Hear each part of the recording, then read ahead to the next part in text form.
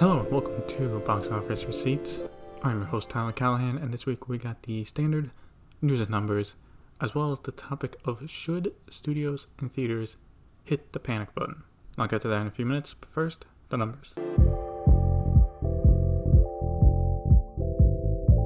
Opening in first place is M. Night Shyamalan's new movie, Old, with $16.5 million. Opening in second place is Snake Eyes with $13.3 million. In third place is Black Widow with $11.6 million for a total of $154.8 million. In fourth place is Space Jam: A New Legacy with $9.5 million for a total of $51.3 million. That is a 77% drop. Damn.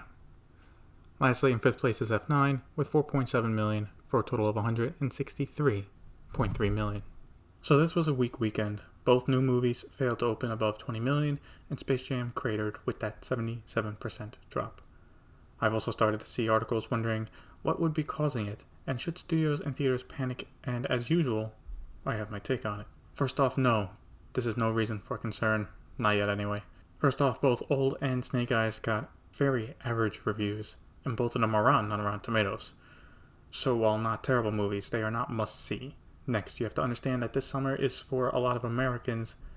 They want to do everything. This is the summer where you want to do anything and everything you can to make up for lost time.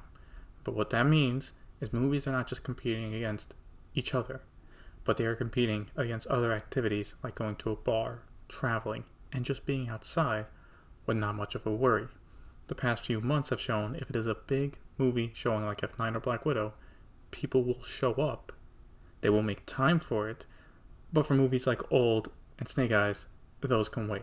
A lot of times during the summer, you get a lot of walk-ups, right? Oh, they just want to see a movie, they'll pick then, right? They'll pick then. What we're seeing now is people are going to the movies deliberately to see a specific movie, and there's not as many walk-ups. Because obviously everyone's planning everything to do, go out, do everything they want to do. Now, there are valid concerns on if the Delta variant of the virus causes a lot of cases. Theaters might have to put back in restrictions, but I don't think we're there yet. As for when people or studios should hit the panic button on releasing new movies, I'd say wait and see how the Suicide Squad does. Assuming it does get good reviews, but opens say under 40-50 million, then I think it's time for studios to revisit how to release their upcoming movies. Could make the case, though, that they should not move anything. As we go into the fall, people will be traveling and being outside less, so that means they can go to the theater more. But again, the main concern right now is how do the cases go? Obviously, the situation is very much in flux, but right now is not the time for a concern.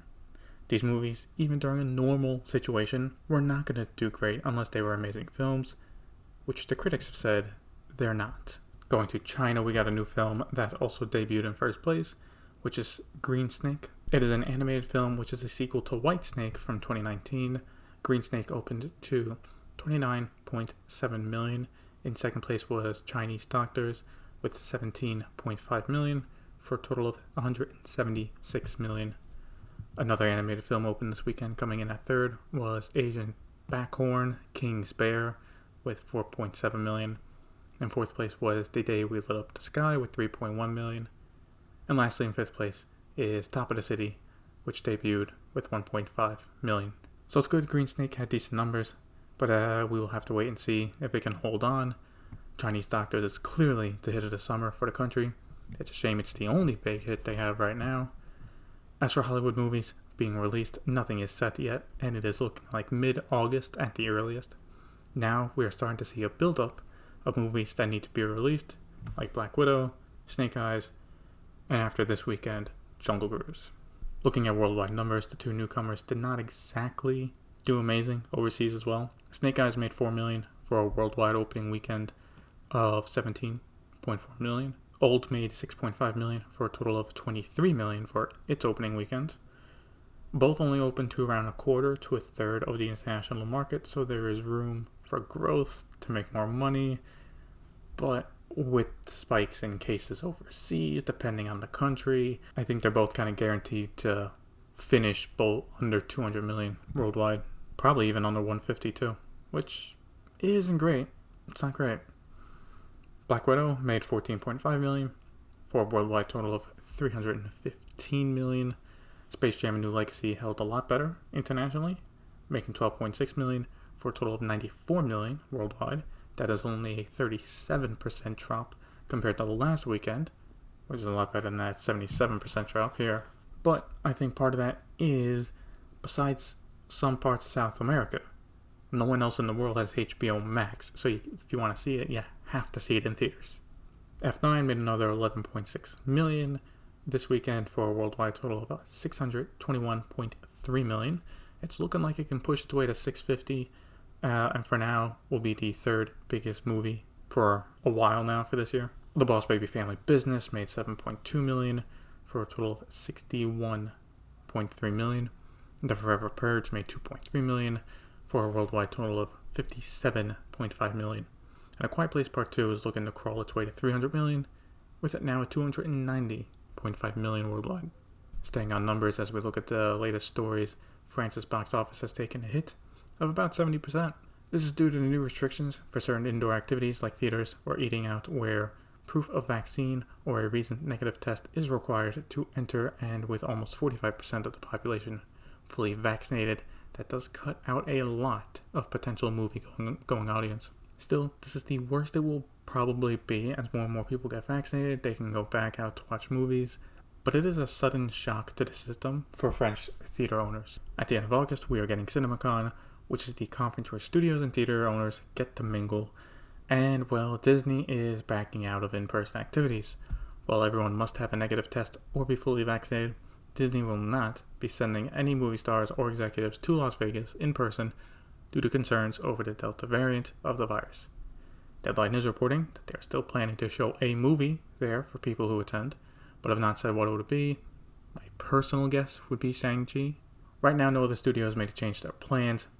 See, I kind of want to call them out on this, because it's funny how after theater owners call them out on Black Widow and how they released it, now they won't attend. But to be fair, concern over the Delta variant is valid, and who knows if Las Vegas will be in a better or worse spot by the end of August. Hopefully they will still be able to talk it out with theater owners, probably just on Zoom meetings like everything else the past year. For new trailers this week, we got the second trailer for Dune. It still looks amazing, and I can't wait for it to come out. Really hoping I can see it in IMAX. One thing I did notice is with this and the new set of posters they released, they're now clearly saying it will be on HBO Max, so I take it Warner Brothers and Legendary worked it out.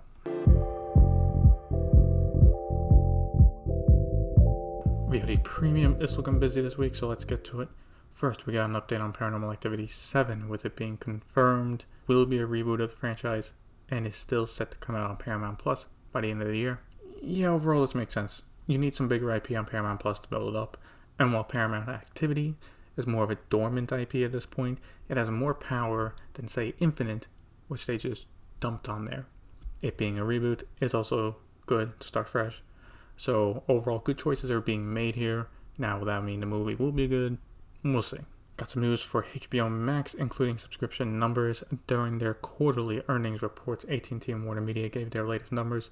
Domestically, HBO and HBO Max combined are now at 47 million subscribers, gaining 2.8 million over the past quarter. And while not specific to how many people in South America signed up for it, worldwide subs are now at 67 million. This was better than expected for AT&T, who is now raising their year-end goal to be between 70 and 73 million subscribers. Besides that, we also got an update on content for the platform for next year. As of now, they are still sticking with the 45-day exclusivity window before premiering Warner Bros. Films on there, but they will also be releasing 10 films exclusively for HBO Max. While they did not say what they are, we know at least 2 of them are DC with Batgirl and Blue Beetle. Overall, I think those are solid numbers for HBO Max. And you also have to remember, the cheaper plan with ads also released this past quarter, so that could have helped as well. Also, it's good they're starting to get a more solid lineup of content for next year, because you need to keep releasing new stuff if you want them to stay subscribed to you. There is some bad news here, and it's for any European customers. They've decided to focus more on finishing the rollout of the service in Latin America for the rest of the year, which means they are delaying a release in Europe until early 2022. Not sure why they can't do both at the same time. The conspiracy theory I have is maybe they do not want to have to honor the same day and date release for even more countries, and the way around that is to just punt the release until next year. Still, if we're looking at this at face value, it looks like if they push hard enough in Latin America, they can get a lot more subscribers out of it. And this other story I got here is not much of a story yet, but speculation. And the Wall Street Journal is reporting that at the end of June, Comcast and ViacomCBS executives met to discuss the possibility of combining their streaming services for an international push. How would that work? No one knows for sure, but that's assuming they agree to it. But the idea is interesting and a bit weird, but it makes sense. If you take Europe, for example, Netflix and Disney are already dominating, and then you have to assume there are some local streaming services available as well. So if two smaller separate streaming options show up, they are not going to be that interested. But if you roll it into one service with all of that content put together, that is a more viable option for customers and would get more signups. Now, even if this happens, it's at least a year away. You have to get the contract signed. Who gets a cut of what? And most importantly, how is it delivered? Do you make a third app just for international territories where you combine the two services? Or since Paramount Plus is already available in some countries internationally, do you make a version of Paramount Plus that has Peacock included? And just make that available outside the US? All of that has to be talked about. So if it happens, it's going to be a while. And that'll be it for this week's episode of Box Office Receipts. First off, did get some late breaking news here while recording in Scarlett Johansson suing Disney for the release of Black Widow. I will be going over that in the next episode. I'm going to try and get the next episode out a few days earlier because that is huge breaking news. I have some thoughts on that. So look forward to that on the next episode. Question for the week is, Jungle Cruise comes out this weekend. So the question is, are you watching it? And if so, are you watching it in theaters or on Premier Access? Let me know on Facebook. Link to the pages in the show notes. Thank you for listening. See you next time.